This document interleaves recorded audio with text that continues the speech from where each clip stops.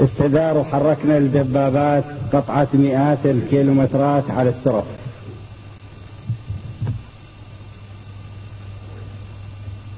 لما وصل طلائع الجيش العراقي إلى دمشق كانوا بعض الدمشقيين رازمين أمتعتهم لأن يرحلوا من دمشق.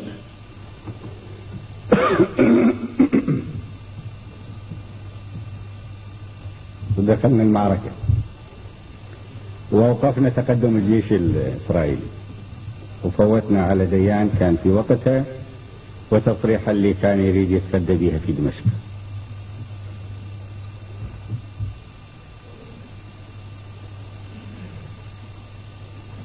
وبعد ما اكتمل تحشد 3 فرق زائدا لواء نواب ومثنى،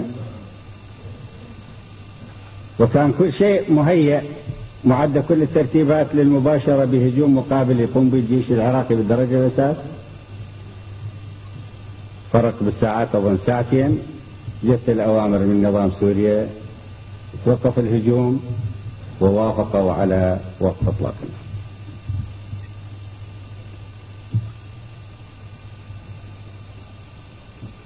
وعاد الجيش العراقي والمرارة في نفوسنا جميعا لأنه ما أعطى الفرصة لأن يطهر الأرض العربية من أقدام الأجنبي.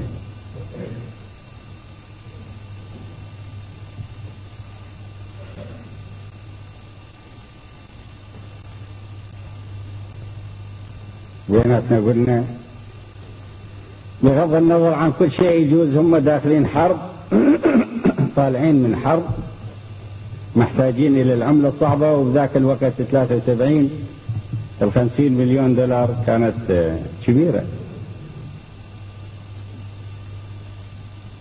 وبرقيا حولنا لهم 50 مليون دولار بدون طلب منهم. بعد فترة جانا حافظ الأسد وياه وفد طلب أن يزور العراق زيارة سرية. قلنا له يا أبو علي زيارة سرية شنو اللي صاير؟ كرئيس دولة عربية تفضل زيارة علينا. قال لا أفضل زيارة سرية. احنا طبعا عرفنا المقصود، يريد يوحي للي ما يسمعون الزيارة يوصل بأجهزته الخاصة وغالبا ما تقوم بهذه الأدوار بأنه بحث ويا العراقيين أمور معينة هو يسميها لكي يزيد من ورقته ومن أجل أن يزاد الدفع إلى من الدول العربية اللي ربما لا تريد أن تكون العلاقة بين سوريا والعراق جيدة.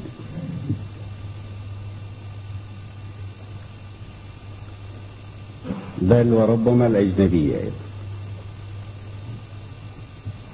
جاء ورا ما جاء ورحبنا به، وإذا ناقشنا يقول لي استحفت الجيش العراقي. قلنا له يا أبا الجيش العراقي يظل هناك للاستعراضات هو راح للقتال. لما أوقفت القتال الجيش العراقي يرجع. قال الآن رجعوا للجيش العراقي. لما قلنا له ليش ما خليت الجيش العراقي يقاتل وتهيأت له فرصة وبحجم كبير تواجد والعدو كان تعبان بسبب انه كان مقاتل كذا يوم قبل هذا الوقت. قال الآن الجيش العراقي رجع. مقصود يتصور يحرجنا بهذا الكلام. شوفوا اللعب.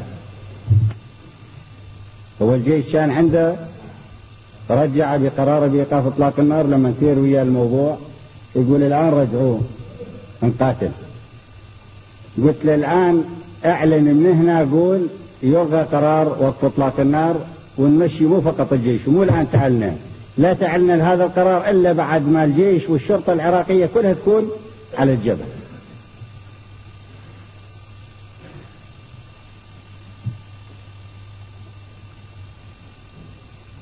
أنا أشرح هذه الأمور حتى تعرفون ألاعيب هذا النظام وطريقته وتخليه عن أبسط قيم الرجولة والشرف والمعاني في أبسطها اللي لازم تنوجد في أي إنسان تقبل التعامل الاعتيادي.